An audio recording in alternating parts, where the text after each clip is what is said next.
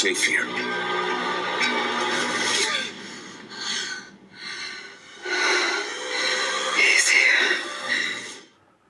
Hello everybody, welcome back to Screenstars. I'm here today to bring you my review for the 2025 horror film Abraham's Boys. The film is co-written and directed by Natasha Kermani, and it stars Titus Welliver, Bradley Hepner, Judy McKay and Jocelyn Donahue. Right, okay, now this film has an interesting premise. We have Titus Welliver, who plays Abraham Van Helsing. This is set 18 years after the events in Bram Stoker's Dracula. Dracula is dead, and he has left to go and live in California with his family. Mina Van Helsing and his two sons from Mina. Now, Mina obviously is the character in Bram Stoker's Dracula that is married to Jonathan Harker, the one that Dracula basically chases and falls in love with. So he's married Mina, they've moved to California, and they've got two sons, an older son and a younger son. Now, they've lived there quite happily for some time, but Van Helsing suspects that the evil is returning. He senses this through Mina, who now is sensitive to the supposed evil, and she can sense it when it's happening, so he can sense it. He starts then preparing his sons for what is to come. However, the sons have very, very serious doubts as to what their father is telling them is accurate and true, and they then consistently question their father about the reality of the world that they're living in. And Van Helsing remains true to his commitments that vampires are real and the evil is returning. Right, what are my thoughts on Abraham's Boys? Well, this is from the same writer, apparently, Joe Hill, who wrote Lock and Key and The Black Phone, so he's a fairly renowned writer. And like I say, it's an interesting premise. This is set, I mean, in some regions, this is called Abraham's Boys, a Dracula story. Now, I think this film is going to divide a lot of people. It did me, to be perfectly honest, in a lot of ways. It's got a great premise, it's got a great setup, and it feels like something's always going to happen. You never really feel comfortable watching this. You're expecting the worst to happen.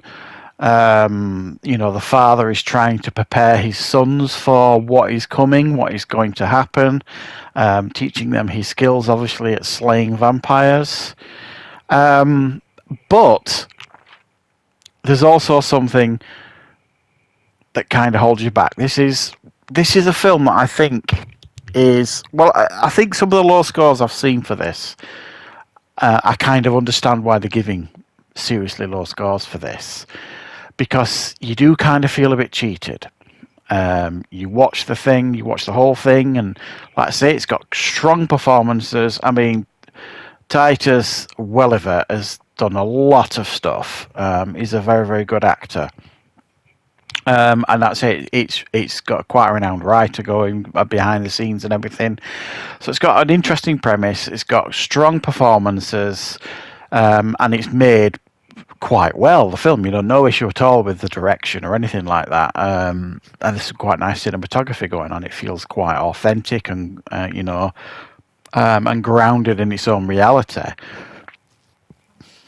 But there's only so much you can tolerate with a film before your expectations need to be met, and this just doesn't meet them.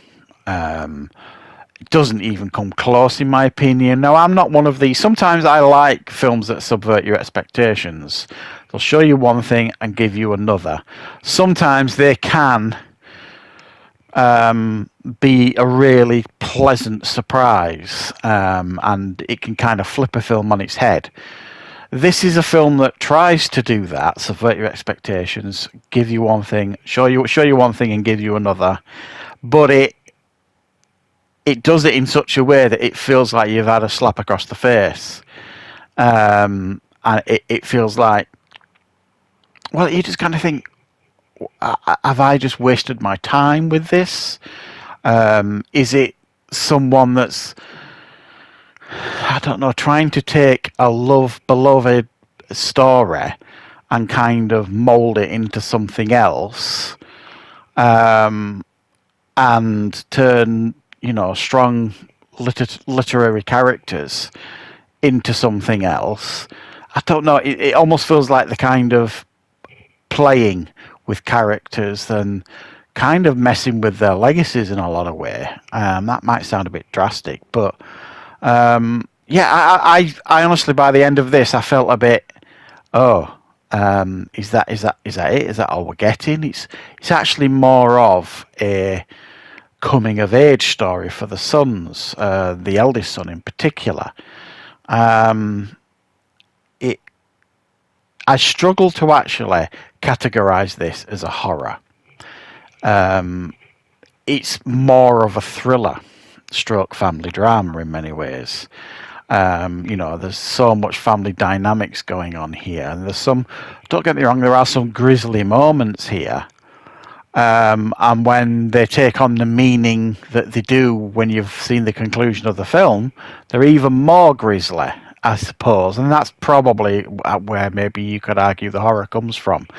But this is not a traditional horror. I think the pacing is going to be a real problem for many people, because this is it's like a BBC costume drama for most of it. And if you've seen BBC costume dramas, then you know that you're not going to need your sleeping tablets that night. It is pretty slow paced. It is at times quite dull because not a great deal happens. But I always kind of, well, I persevered with this because I was under the expectation that it was going to deliver on the promise and the premise of this film, and it never actually did it. So I think it's a great idea. It's a very interesting premise. I don't mind sometimes, new twists being put onto old stories, but I just feel like this had great potential and they just massively dropped the ball, certainly in my opinion, with this one. I think horror fans and certainly vampire stroke Dracula fans are going to be bitterly disappointed with this one, in my opinion. So, like I say, it's an average film. It's not bad. It's not made bad. It's not bad performances. It filmed quite well, in regards to behind the camera stuff. It just fails to deliver on the story, the narrative, and it is very, very slow paced and fairly dull at times. So that's my thoughts on Abraham's Boys. Let me know if you've seen the film or if you're planning on seeing it, and I will, of course, be back with plenty more content on the channel very, very soon.